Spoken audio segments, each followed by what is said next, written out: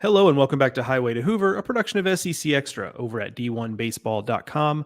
I'm your host, Joe Healy, joined as always by my good friend and co-host, Mark Etheridge. We are here to recap weekend 13 of the SEC season, your final regular season weekend that begins for the most part on a Friday. Next weekend, of course, the short week. Everything starts Thursday in preparation for Mark and I to, and everybody else who's going to be there, get on the highway to Hoover, if you will. I will be in the highway in the sky getting to Hoover. Mark will be on a literal highway getting there, but we will both arrive there on Monday. And that reminds me of a couple of pieces of housekeeping. One, let's get the ad read out of the way for our friends over at Pitch Logic. This episode of Highway to Hoover and every episode of Highway to Hoover is brought to you by Pitch Logic, the system used by players, coaches, scouts, and instructors at all levels of play, from youth leagues to the big leagues. The easy-to-use and affordable technology makes the platform accessible to every player at every level. All the metrics and features used at the highest level. See pitchlogic.com for more information. My other piece of housekeeping, Mark, and anybody watching the video of this can see it running across the bottom there. And if you've listened to my episodes of Highway to Hoover last weekend, which shame on you if you did not, because I'm biased, but I think the host is pretty good. But you're aware of this now if you've been watching those. But Mark and I are going to do an SEC tournament preview live stream Monday, May 20th. That is the Monday prior to the start of the SEC tournament. That'll be live at 8:30 p.m. Eastern, 7:30 Central. Mark and I are going to stay up past our bedtimes to do that one. That's a joke also because we're recording this at like roughly that same time.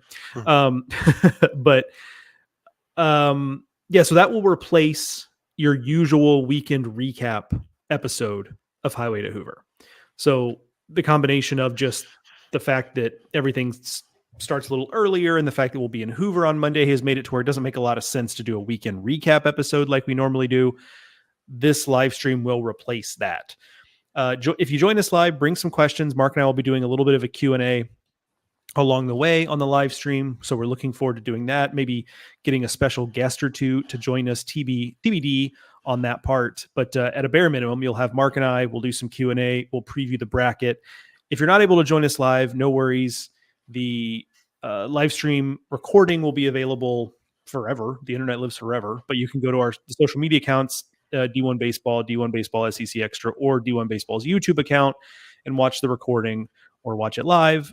We would be flattered if you would watch it live. Mark and I are excited to do it and have that little back and forth interaction with you folks. So looking forward to it. Okay, Mark, let's jump into it. A weekend full of impactful series. I think this more than last season, and perhaps it's recency bias.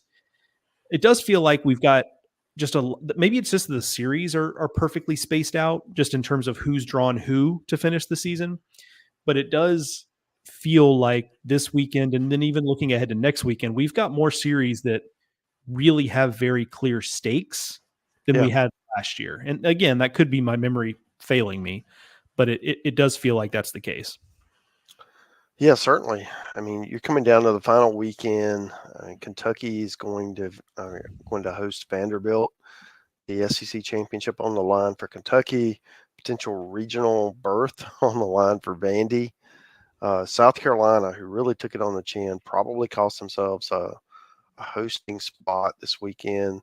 Now they've got to go to Tennessee, who's playing for the SEC title themselves, playing for really, really high regional spot, in the national seed race. You've got Arkansas going to Texas A&M. Texas A&M lost 2 series in a row on the road. They can't wait to get home and try to get right. And they'll have to do it against, Hagen Smith, who's been really good. But then after that, Arkansas hasn't been the same Arkansas that we've seen all year. And then, you've also got a couple other series like LSU hosting Ole Miss. The winner of that's got a shot at a regional berth. I mean, it's in play. It should, especially if one of them could sweep. I mean, that would be enormous.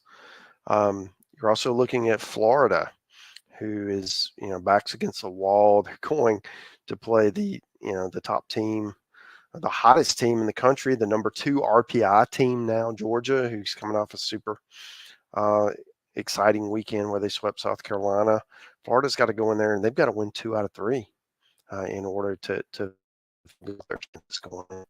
make a regional. And you got Mississippi State, who's playing for a host, right? And they host Missouri. If they're able to take 2 out of 3, you like their chances. If they get a sweep, then all of a sudden it's over and Mississippi State's going to host and the world ends, because that's the greatest thing ever. So then the other one is Alabama and Auburn. Auburn, he's eliminated from the SEC tournament hopes, but wouldn't they love to spoil Alabama's chances as Alabama tries to clinch and say a regional berth? So, I mean, they're all interesting in their own ways next weekend, just like they were this past weekend, and I just can't wait. This is going to be an amazing Thursday through Saturday. Yeah, with a decent chance that Mississippi State is hosting. If you have not yet booked your hotel for that weekend, you are already too late, I'm assuming. I hope you enjoy staying in Tupelo and driving in every day. Right. And Tupelo might be conservative, frankly. But do not stay at the Columbus hotel that Alabama stayed, and if you do, don't eat there. Yeah, we're not going to name names because we don't want to disparage anyone in particular. Yeah, but we don't want to be fair about the field. Yeah. Oh my God, Mark! I just realized what you did. Oh gosh. Okay, moving on. Gosh, you got me flustered now. Okay, let's maybe because that's my hotel chain of choice. I'm trying to think if I've ever stayed at that place in that particular town. Okay, so here's the format for tonight. We're going to go through all the series that happened this past weekend, and we're really going to focus on what does it mean for the postseason race, right? Because it broke to where basically all of these series had some sort of impact on what we're looking at the rest of the way, a pretty profound impact. So I'm going to let Mark navigate us through the series. So he's going to pick the series, and then I'm going to really kick us off with a question that I have about that series, or just kind of a prompt based on what's left in front of us. Mark is our resident bracketologist. We'll hope guide us through that. We'll go back and forth a little bit, of course, and we'll touch on some individual player performances and things like that. But this is really going to be an episode more focused on, okay, this happened. What does it mean? So Mark, get us started, pick a series, and then let's jump in. Yeah. So Kentucky going to Gainesville, winning a pair of extra inning games. Friday they scored 6 runs in the last couple of innings, something like that. Or maybe it's 3 innings, something crazy. 9 in the last 3 innings. 9 in the last 3 innings. Wow. I mean, and really, if you're Florida, you have to be kicking yourself because they lost a pair of extra inning games. And as a result, Florida's they are really behind the 8 ball as they try to make regional play. Meanwhile, if you're Kentucky, you see that SEC title, you see that number 1 national seed out there, and it's almost palpable right now for them to go out and get it. So I'd be interested to get your take on that. Well, yeah, I mean, so first of all, it feels fitting. This is the way that Florida lost this series, which puts it really on the ropes, because it really has been talent is not really holding them up. So it's not an ability thing. It's just kind of a shooting oneself in the foot thing a lot of times. And, you had early in the game, you had, outfielders running into each other, which led to multiple runs scoring that inning. In the 10th inning, you had what wasn't technically an error, but was a misplay in the outfield that led to 3 runs scoring. And then you combine that with, oh, by the way, on Friday, your bullpen just could not stop the bleeding. You had multiple opportunities to win that game Friday and just could never get the stop you needed. It's kind of like, it felt like one of those college football games where like your quarterback is just slinging it, but your defense is like a sieve, and you're like, oh my God, we're just going to have to get the ball last. Now Florida did have the ball last, of course, because they were the home team, but like they could just never get the 0 they needed. And so it felt like a microcosm of Florida's season, if you will, in one weekend, where it's like flashes of brilliance, right? Like Liam Peterson, best start of the season, like fantastic. You had some players have some breakout. Dale Thomas had maybe his best game of the season offensively on Friday, and yet shooting themselves in the foot just kept all of that from mattering in a series winning perspective. So, but my question about Kentucky, because I think we understand with Florida, like, hey, you're going to Athens, and we'll get to Georgia later, but good luck with the way they're playing right now. It's tough having to go there needing a result. My question about Kentucky, though, is, you guys, I think correctly on the Nerdcast last week and had them as the number 1 overall seed. The resume is pretty much ironclad when you look at it. I mean, they have 18 quad 1 wins, which is 5 more than any other team, which is Tennessee is second with 13 quad 1 wins. But they only also have 6 losses. So they're 18-6. By comparison, Tennessee is 13-9. Arkansas is 12-8. Texas A&M is 12-10. I mean, so that's not even close. Best resume in the country. Right. And they very well could win the SEC regular season title, which would be the first of any kind since 2006. And even that one they technically shared with Alabama. Now, I think they may have had the tiebreaker, so they were officially champions. But to finish clear of it would be their first to finish alone in first place. Yeah. So my question is, Mark, is there any – I know this is a moving target, so I know you're not going to love this question. But is there any realistic way you can see that Kentucky is not number 1 overall seed going forward? Well, if they lose out, then certainly that would – that would be a problem, especially if someone like Tennessee or Arkansas winning the SEC tournament. Yeah, they just going to roll, right, and just kind of win their way into it. But yeah, it's theirs to lose at this point. And they got Vandy at home, you have to like their chances to certainly. Yeah, I think if they win one, they're probably in great shape. But if they win the series, which I would pick them to do at this point, they're in great shape to be the number 1 overall national seed going into Hoover. And typically, you don't really hurt yourself going into the conference tournament. You can help yourself, and maybe if you fall from 1 to 2, are you really that hurt? Especially considering how the number 1 team traditionally does in this whole thing. I don't know that I'd really cherish that number 1 spot right now. No one's won it all since '99. But if you're number 1, they want to make you number 1. You take it. It's just I do think Kentucky's in an excellent spot right now. And who would have thought that heading into the season? I mean, some of us thought they'd be good, but not like this. Not winning 20-plus SEC games, which are on pace to do, and being not just a national seed, but potentially number 1 overall. I mean, that's way above where our expectations were. Yeah, I feel like I've been as optimistic and bullish on Kentucky the last 2 years as anybody. And even I went into this year thinking, I think they might be similarly good, for lack of a better way of putting it, but the record might be worse, because it felt like they had some things go their way last year. And there was, I think they snuck up on some people and they caught teams at a really good time, at various points, which, there are teams like that every year. But I think the most impressive thing about what they've done, I mean, beyond just all the obvious stuff we've talked about, is I think up until now, like even leading up to the Arkansas series 2 weekends ago, there were a lot of folks who were like, okay, yeah, the record is what it is, but like, really, like Kentucky, like, are we sure? And they win a series against Arkansas at home. They go on the road against a very talented Florida team and take care of business there. And like, at this point, like, I just think if you're thinking like Kentucky, really, like, are we serious?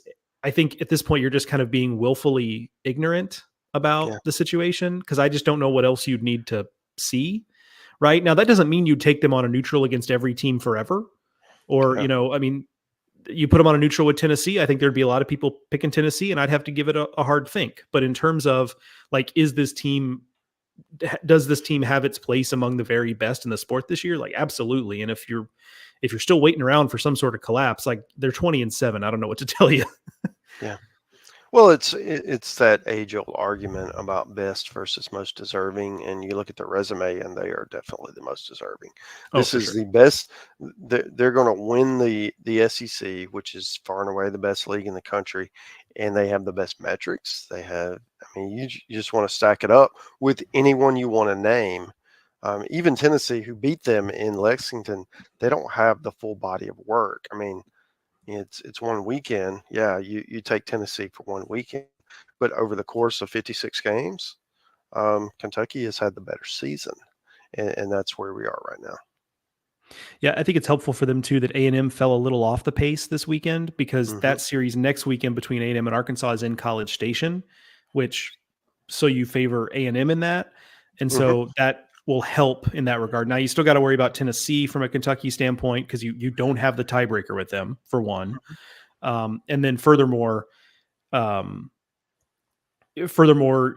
they're playing a South Carolina team who we'll talk about shortly, that, that series in Knoxville, you feel right, but you feel good about Tennessee coming away with a series win there. So like it's not as if Kentucky obviously, can't coast into this thing, but it does help, I think, that A&M fell off the pace. So, A&M's in a situation where they can winning that series, A&M like really does help Kentucky, on the road to being the overall champion.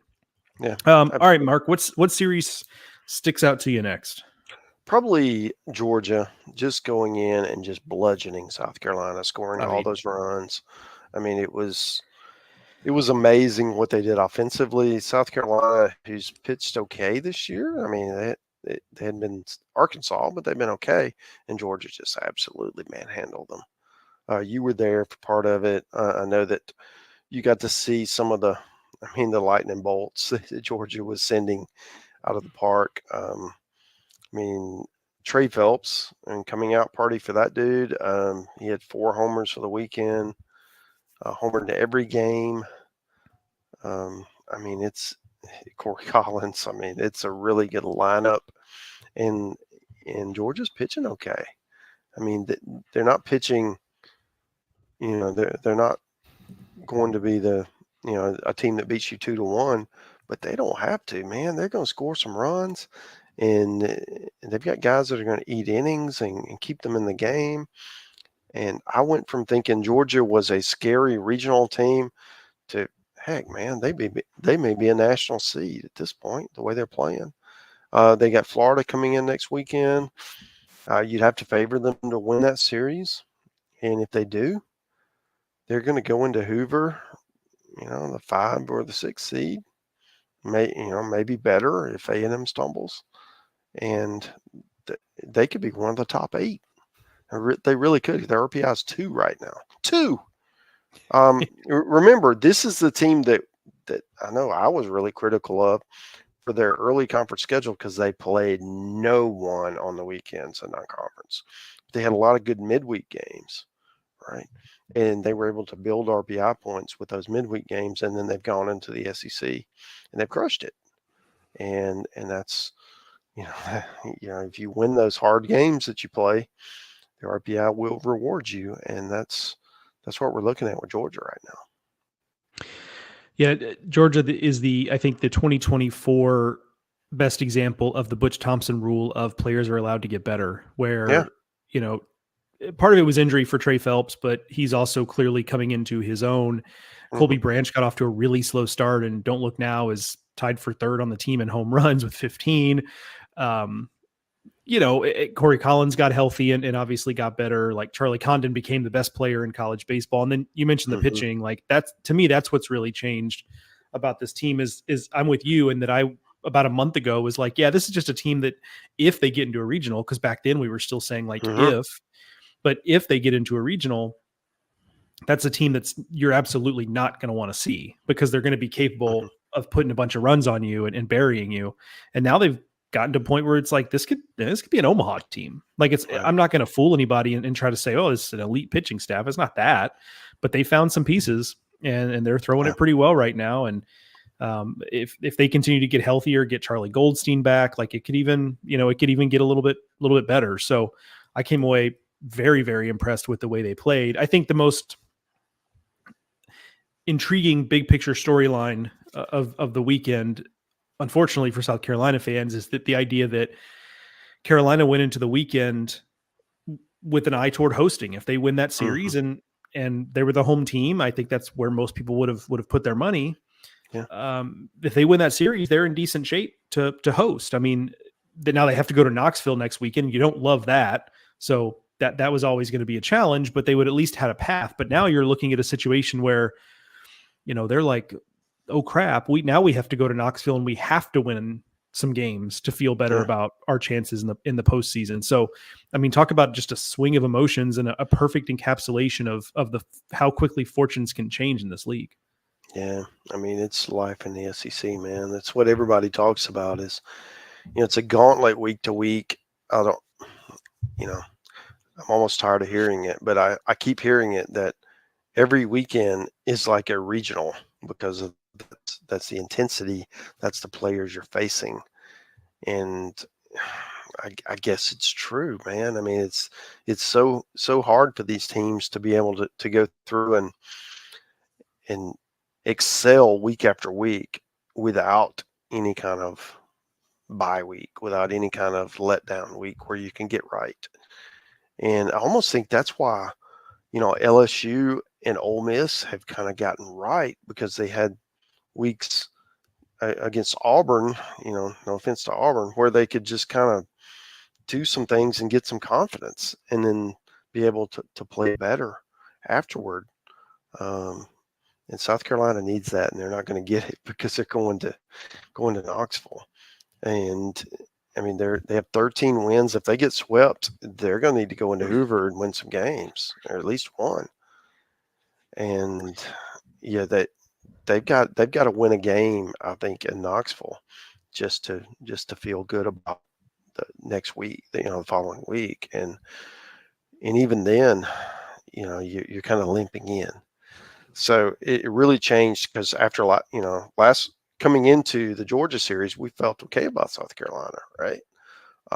Now, after you get thumped like that, you do wonder as they limp down the stretch because no one likes to get swept this time of year, and especially if you're trying to play your way into a host and they got handled, and now you got to go play the number one team in the nation on the road, and that's how you've got to get right.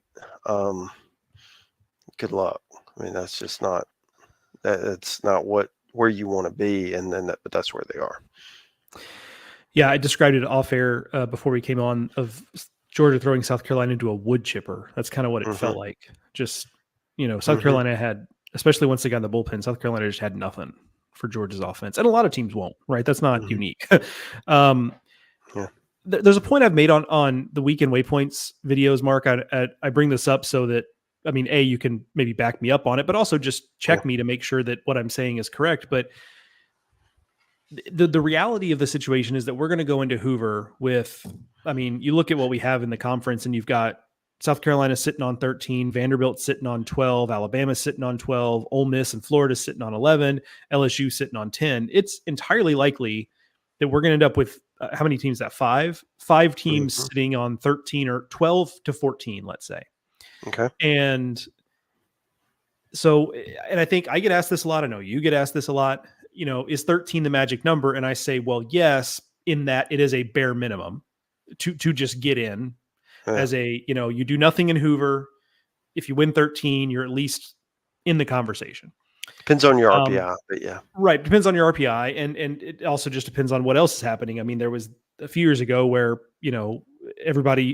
anybody who was under 500 in the SEC missed out on the regionals. And they said it was because conference record and what we don't have to relitigate that. But my point is that not all 13 and 17 regular season SEC teams are created equal, of course. Correct. And that there's also the factor of the committee in the room is going to have to order them.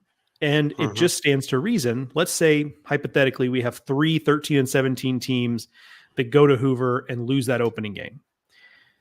Those 3 teams are going to have to be ordered. And let's say there's 7 or 8 bubble teams kind of in that mix when the committee gets right down to it on that Monday. And there's really only 3 spots left. Well, simple math tells you not all those SEC teams are getting in, if that's just the math. So this is where, I think last year it kind of broke our normal understandings because, every team that won 14 or more games in SEC play got in. And it was not really a question. And then everybody who didn't. But those teams that we're talking about were so far off that it just made it a really easy cut line. This year's going to be a lot messier. And so just because you're sitting on 13, team X is sitting on 13, team Y is sitting on 13 does not mean X and Y move together. That does not mean you're both going to be out or you're both going to be in. Like, they could split that group, and I think it's entirely likely that a group of teams that looks pretty similar in the league is going to get split up like that. Well, and I'm probably the biggest cheerleader of this, but I look at what traditionally has happened to help guide what we think will happen this year. But what if this year they decide that, okay, the SEC and the ACC, for that matter, are just so much better than the other leagues around the country? Okay. So, and we need to take that into account, that we don't want to penalize people for losing to these top 5, top 10, top 15 teams in the country, because everyone loses to those teams. Okay. Had they played them. And that's going to be the interesting part of this year, because the last couple of years things have really moved towards, okay, the SEC is so much better than everyone else, and the ACC is right there. And then after that, there's a jump, right? You want to call the Big 12 the third place league? Okay, great.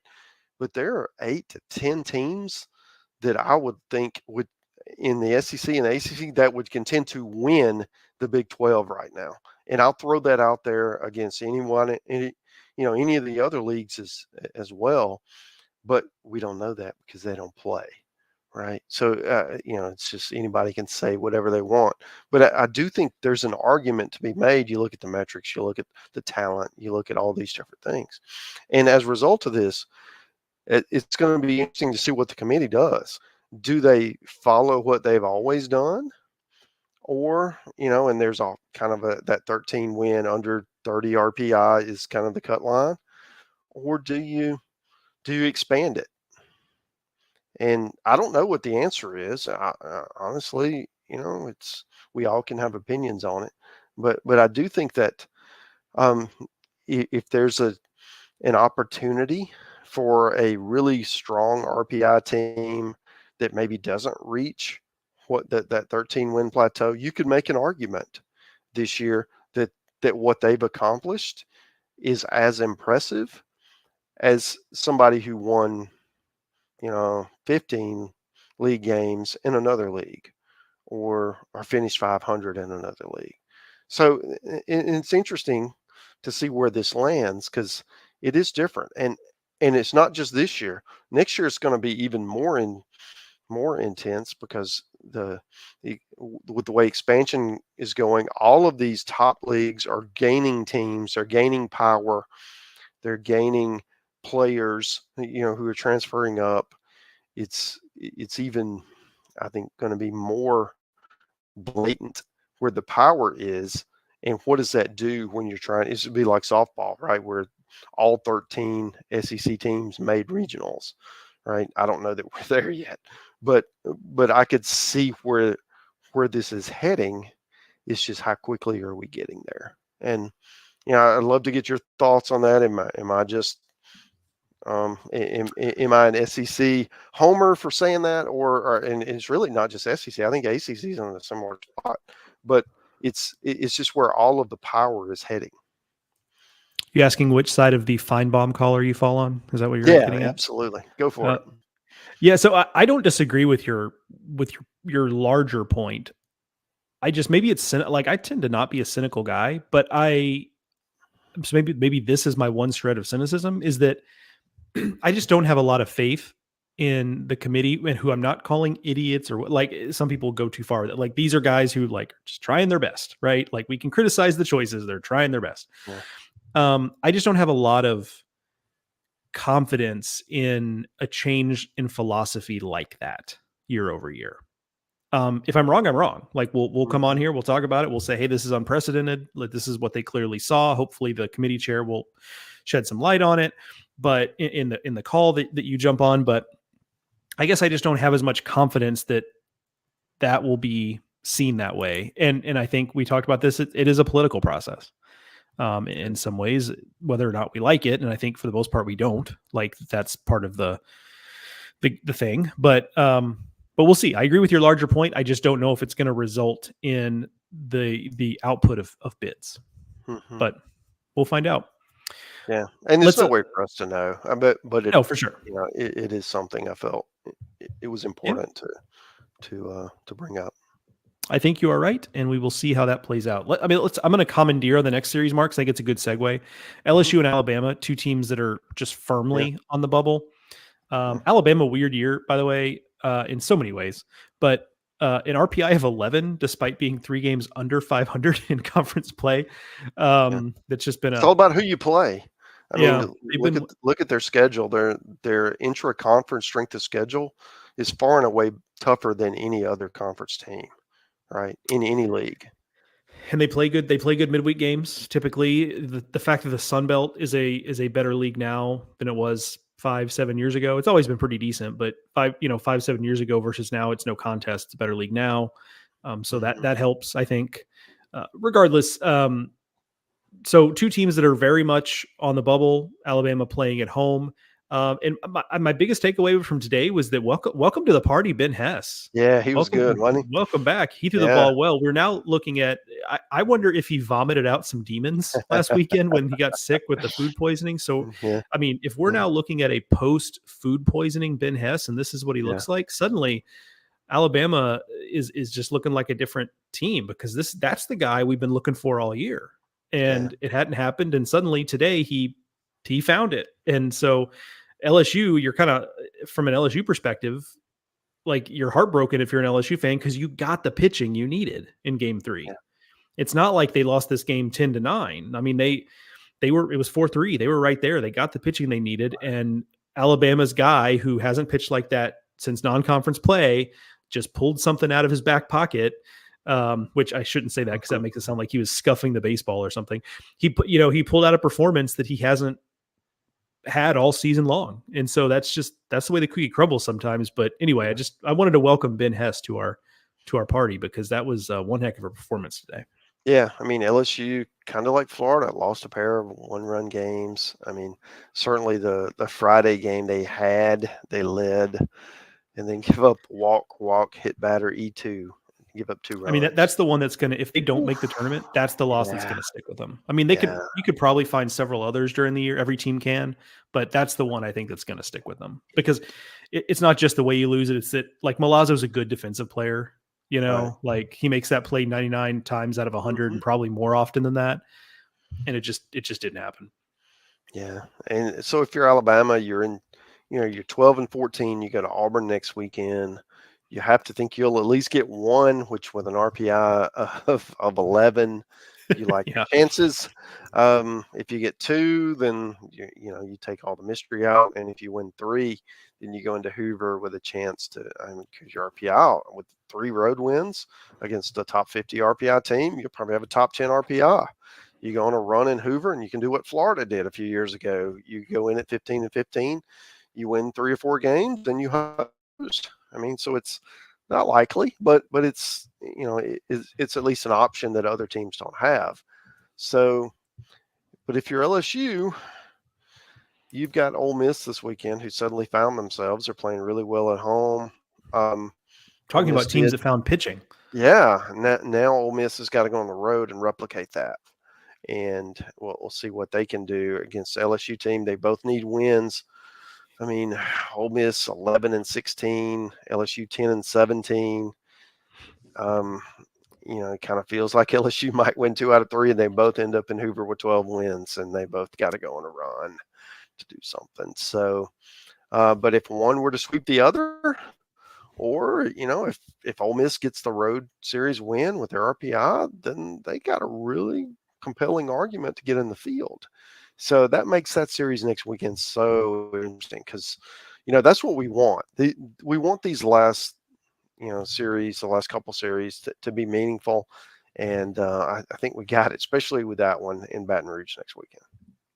Yeah, I mean, no disrespect to Arkansas A&M. I think there's going to be a lot of Mhm. eyeballs in that series too. But for my money, Ole Miss LSU is the most interesting series this coming weekend. Yeah. Because we know A&M and Arkansas are going to be playing at home, and they're both teams Yeah. that have Omaha aspirations. Like that will be a high level series, but it won't have more drama, I don't think, than LSU Ole Miss. Yeah. Um, and here's where I talk about how the committee might have to stack teams. If you're LSU now and you're sitting on 10 wins, you're Hmm. basically a game off the pace from everybody else. Your RPI is good. It's 34, but that's the back of the pack with that group. So now you're almost indisputably last in that pecking order based on those metrics anyway. And so that just tells you how much work they have to do. I mean, the series this weekend against Ole Miss is just a non-negotiable if you want to have a conversation. Yeah, I mean, it is. They pitched pretty well this weekend. They just needed a few more hits and didn't get them. And it's kind of an interesting deal because when they used both Griffin Herring and Christian Little on Friday, and then used Ackenhausen, who we kind of figured would start in relief on Saturday, and then Gavin Guidry, who's probably the other best reliever. We wondered what they had Sunday. Were they just going to have to win, a slugfest? And no, that wasn't it at all. They pieced it together on the mound, and they just were a few hits short. And I think maybe playing at home, they're able to get that. But honestly, I mean, they need to win all three against Ole Miss. And the way Ole Miss is playing the last couple of weeks, that doesn't look realistic because they seem to found some things. And that's the thing, if Ole Miss can just get 2 next weekend in Baton Rouge, they probably knock LSU out. And then, who knows what happens with Florida at Georgia. Florida may be out. Ole Miss could slide in and be that, that take that extra spot from the SEC. So you got to like their chances compared to where they were a few weeks ago, which wasn't good at all. And now, there's a path, and it's not that crazy, compared to, where we thought it would be. No doubt. Mark, would you like to move on to Tennessee, Vanderbilt, Mississippi State, and Arkansas? Yeah. Or okay, so Tennessee and Vanderbilt. Yeah, I mean, I think the thing with Vandy, they had to have that one today. Were really scuffling down the stretch. They're at home. They cannot get swept. I mean, they're 12-15 right now. Now I think Vandy at 13 wins probably gets in the field. So they've just got to go to Lexington and not get swept. Probably like their chances to sneak in. Who knows, right? I mean, Vandy's the kind of team that, they get a little healthier. They pitch okay. They would be I wouldn't be terribly excited to see them in my regional. So it's just a team that they've been kind of puzzling through the year, but they were able to get one this weekend. I mean, they had a chance to, they were in the other games. They didn't get housed like they did against Georgia. They just, Tennessee's really good. And that's the problem when you're trying to claw back into this thing and you're seeing these top 5, top 10 teams. It's just, there's just no margin for error. And if you're Tennessee, I mean, you just got to keep rolling, man. And you're finding guys, you're finding pitchers, you're using some different arms and different roles. And as a result, I do think that, you got South Carolina this weekend. You just got to keep doing what you're doing. Hoover will be pretty meaningless to you. You just kind of want to stay healthy and get guys in a rhythm because you're going to be playing at home for the next 2, for those first 2 rounds, really as long as you win until Omaha. Weird little quirk in the game today, Sunday. Dylan Dreiling had all 3 of Tennessee's hits. He had 3 hits, and they all came from one dude, which tells you he got stranded on base a lot. Mm-hmm. Yeah. JD Thompson pitched really well for Vanderbilt. So that's a good thing for them. And you're right about Vanderbilt. If they get in, I mean, that's just a tough, 2 seed for probably some ACC team on the East Coast. Although Vanderbilt did get sent to Corvallis a couple of years ago, so I guess they could be shipped west. But it's just like, okay, you're the host team and you win your game against the 4 seed, and congratulations, here's Carter Holton on Saturday night. Right. Like, great. So yeah, I first of all, like the most impressive thing about this was that at Tennessee, after their win Saturday, had won 9 straight against Vanderbilt, which I wouldn't pick any SEC team against any other SEC team to win 9 straight games, much less 9 games over Vanderbilt. Mm-hmm. But Tennessee did it. They just kind of had their number for the last few years. And so that continued in Nashville over the weekend. And you're right about Tennessee. Like they're just not going to have, and they've got a national seed locked up. Obviously next weekend, they're going to want to play well to push for that SEC championship. Last year, it really worked out for them well that they were kind of locked into being a 2 seed. I guess if they'd really gone on a run, they would have hosted, but that would have taken a lot of work. They lose on day one. They rest up. They look great the rest of the postseason, and they get to Omaha. Because they're going to be in the top 4 this, or at least it looks that way at this point. They are not going to have the luxury of being able to do 1 and out. Like that means they're going to have to play 2 games, which, okay. Right. I mean, I guess if it's just 2, but it does kind of open the door for like, last year it just felt so serendipitous, and Tony Vitello more or less said it of like, look, like we lost today. You never want to lose. That's not what we're here to do. But now it gives us a chance to go home and rest a little bit and get everybody in tip top shape. And he felt like a guy who, right. Yeah, it felt like a guy who part of him was relieved that it had happened in that way. And this year they're going to have to play a couple games and maybe that'll be good in some regards. Maybe it won't. We'll have to see, but it will be a little bit different. All right. Which of the two you want, State and Arkansas, or do you want Ole Miss A&M next? We'll take Arkansas was able to really take a body shot today because Mississippi State looked like they were, they came out, took a lead in the rubber game.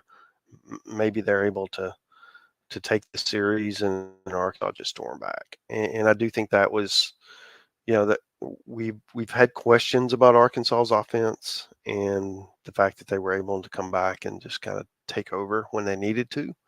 And the offense won a game, I think is encouraging.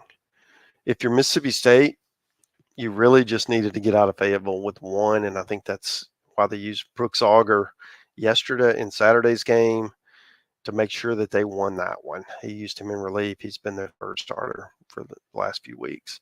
And I think that was a good move, right? Make sure we get out of there with 1. And now they go home. I mean, they've got they're 15-12. If they win 2 against Missouri, they've got them in Starkville. They're 17-13. They're probably in a decent RPI, but if they win all 3, book it, it's over. They're in, and they're definitely hosting. So it's just kind of one of those series where you couldn't get swept, and they didn't. And now they're everything that they've hoped to play for all comes down to next weekend. And really, that's all you could ask for, right? We need to win a home series against one of the worst teams in the conference in order to meet our goal. I think everyone would have taken that, back in February when they're losing midweek games. So if you're Mississippi State, you're even though you lost the series, you're feeling okay about where you are right now. Yeah, you went on the road in arguably the toughest road environment in the conference, and you stood up to Arkansas and were right there with them. Could have easily won the series. You're disappointed to have not, but you played well. You got what you needed. Now you're in a position where okay, let's go home and let's finish this thing. They're lined up to be a host, probably the 5th or 6th host in the pecking order for the SEC. And that's, you're right. Considering the level of expectation going into this year, frankly, considering the level of expectation once they lost those 2 games to Austin Peay early this season, or even there were losses even in a couple weeks after that were a little bit head scratching, but they really have righted the ship. They've gotten better. They've found new pieces along the way. It's been a really impressive turnaround from them. And they are in pretty good shape overall. RPI is 15. I think that's probably gonna, because it's not like Missouri's RPI is bad. What is it right now? 104. There's also a midweek with North Alabama who is not good. Well, it might rain in Starkville this week. Yeah, that's I'm kind of wondering if they're not doing a rain dance over there right now. Yeah. Well, it is interesting. Like we didn't really touch on this, but there was a memo that went out several weeks ago that kind of like sternly warned coaches against dumping midweek games for RPI purposes in a blatant manner. So that'll be interesting. But yeah, so that is one thing worth mentioning here is that, if you've got a borderline case, if you're State, like if you're sitting on 16 and then you don't do much in Hoover, in your RPI sitting 17, 18, something like that. That might be tough. Like you might very well end up on the cut line there, but let's see what happens first this weekend, and then we can kind of go from there. But most of these teams, because the RPIs are so good in this league, really from top to bottom, like that's almost not even, like none of the teams that are gunning to host except for State really have any RPI questions. None of the at-large teams, if they get enough wins, have any RPI questions, which is unique. State is kind of the one outlier where, it could get a little sideways on them. If you lose a game to Mizzou, because that's a home series, so you lose a game to Mizzou, that can hurt. And obviously the North Alabama series, like you're going to drop an RPI just from North Alabama entering the city lines of Starkville. Like the minute they come across the city line there, it's the RPI is going to drop. So, we'll see there. Okay, so that leaves us. We got a couple here. We'll talk about Auburn and Mizzou briefly at the end, but A&M and Ole Miss.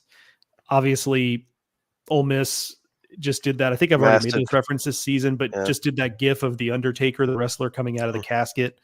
I mean, they're in decent shape now. You've got a path, and like you said earlier in the show, it's not crazy. You've got this coming week with Baton Rouge, which is obviously not going to be an easy place to go in and win games, but you're in.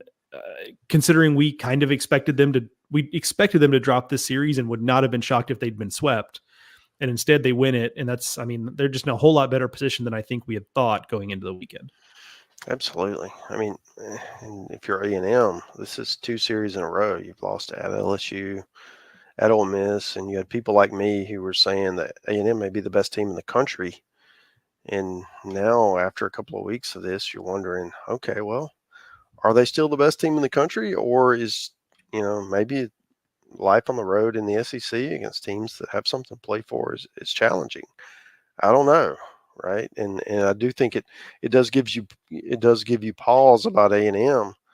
Are they, all of what some of us had thought they were? And, they'll get a chance to tell us all we need to know in the next few weeks. I do think that if you're Ole Miss, this is very encouraging how they've shown fight the last couple of weeks, how they, it would have been very easy to just kind of mail it in and, maybe they limp into Hoover. Maybe they don't even make it to Hoover. Instead, they're fighting, man. They're playing their best ball of the year down the stretch. And, they go into LSU and win that series, they're making a regional. And, I wouldn't have thought that a month ago. I really thought they were limping down the stretch and would be lucky to win 10 SEC games. Instead, they've already won 11, and that magical 13 that we like to talk about is just one weekend away. And I think as a result of that, they pitched better. They're hitting, they're hitting the ball out of the park. LSU's certainly an offensive ballpark, even though the pitching, LSU's starting pitching is really strong, especially first 2 days. But I mean, I don't discount Ole Miss's chances at all to go in there and take a series.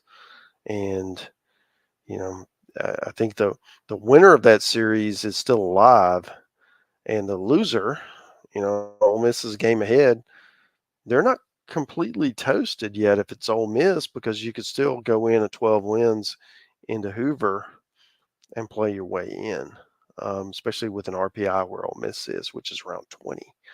So not that you want to take that as your primary path, but it is something to think about, as a secondary, should you drop the series next weekend? Because I think that'll be fascinating, kind of what we talked about earlier with how does the committee view the SEC? Is it the way they've always done it, or do they think, well, in this realignment world, we need to reevaluate some things, and as a result, maybe conference record isn't what we shouldn't view it the way that we did in the past, because conferences are getting so big, and they're able to, teams are just, these top teams are all facing each other. if you're not watching the video, Mark just made a great save of his drink receptacle there I know, as it started right? to fall off the ledge. It was Cat-like. really yeah. He didn't even stop talking, didn't break stride. It was just a wonderful play there by Mark. With the series lost A&M, I had some folks in the weekend waypoints comments this weekend being a little worried about A&M, and I get it, and them making a change in their rotation. Tanner Jones didn't start this weekend. Right. I think hints at where they are worried about things too, and I get it. We've always known that the rotation after Prager was a little bit vulnerable, and we've seen that. But that being said, I don't think it's any. I just think every SEC team goes through a period of time where they're just not playing well. Like Arkansas, is coming off of a similar stretch. Kentucky a few weeks ago was coming off a similar stretch. Tennessee had one early in SEC play. So I just think that's life. Is it a good look? No, but I'm not overly worried about it from an A&M standpoint. But the result of the weekend does mean they've kind of fallen off the pace in the overall SEC title race. They're still theoretically in the hunt, but they're 3 back of Kentucky right now, and then 2 back of Arkansas and Tennessee. So they would obviously need a lot of help to get back in that mix. Last series, Mark, Auburn, Missouri. This one pretty cut and dry. Auburn is out of Hoover now officially. Missouri would basically need LSU to get swept, and they themselves would need to sweep because they don't have a tiebreaker with LSU. So they're only 2 games back of LSU, but they would lose the tiebreaker, so they need to be a game clear. That means them sweeping, LSU getting swept. So while their chances are not 0, they're pretty close to it. So Auburn wins 2 of 3 here at home. Good on them. I almost said I guess as if it's not good on them for getting the series win. It's been a tough year. The fact that they're still fighting, and especially after how that first game of the series went, where they had Mizzou pretty much done, and then Mizzou came and fought back. I'm sorry, I think I may have said at home, but I meant on the road, like a road series, even at Mizzou. Yeah, we know how tough that place has been for even really good teams to play this season. So good on them to go on the road, still have some fight, especially after losing a heartbreaker on Friday. To get that done was impressive stuff for a team that ultimately doesn't have much to play for than pride and competition, which is a constant. But regardless, 2 teams that are probably out of Hoover, and that just kind of is what it is. Yeah, I mean, Auburn was really close to sweeping that series, which is what they had to do to keep any kind of hope that to continue their season. They were not able to do that, but they are playing well. They're playing better. And they've got Alabama next weekend. What better way to salvage your season at this point than to play well against your rival? And Chase also pitched really well in game 2. I think, offensively they're swinging the bats. So, I mean, Auburn's a team. They've always been dangerous. No one's ever denied that, even though they've won 6 conference games. I would not expect them to be overwhelmed when Alabama comes in. I expect 3 really tight games and a fun series, and one of those that that Auburn fans are proud of at the end of it, win or lose. On the other side, Mizzou, I mean, you had your opportunities, man. I mean, you had a team that is in last place, and you get them at your place. You've got to be able to have pitch better. Online. And as a result, when they won, it was 12-11 or something like that. And the other games, you just didn't pitch enough. And I do think that's, that's kind of where they are at this point in the season. They've got one last hurrah at Starkville. That place is going to be rocking next weekend as Mississippi State tries to close in on a host. So there's your opportunity to go in and shock the world, right? So if you're Mizzou, one last time, because you're probably not making it to Hoover. So this is your last time to put on the uniform this year. So it's make the most of it. Yeah, it does kind of hammer home just how thin the margins are for what you end up having to play for, because, okay, they just got blown off the field in that Saturday game. But if they win the finale, that they almost came back and won the game, Mizzou did Sunday. You win that game, you're a game closer to LSU, and really all you need is, you to win a series and LSU to lose one, which again would still be unlikely, but would at least be relatively plausible, right? Yeah. You wouldn't need a minor miracle, which is where they're at now. You kind of just need a minor miracle, but that's why you play the games. All right, Mark, that feels like that sets the table for our week ahead. Should be a fun weekend. A lot still on the line. Not very much decided. Not very much decided. I mean, we know who some of these national seeds are going to be and what have you, but not much decided in terms of the SEC title. We still have 5 teams on the bubble in some way, shape, or form. We have a couple of teams. I guess Georgia still technically, if they fall on their face this weekend, Georgia and State still fighting for hosting. So just a lot on the line this weekend. Should be a fun weekend once again. And then of course we get that highly anticipated A&M Arkansas matchup, which even if it doesn't have a ton of meaning in the big picture, outside of obviously Arkansas's shooting for an SEC title, it should still be a very high level, high quality series. So two of the best teams in the country. Yeah, indeed. All right, that is going to do it for this edition of Highway to Hoover, a production of SEC Extra over at d1baseball.com.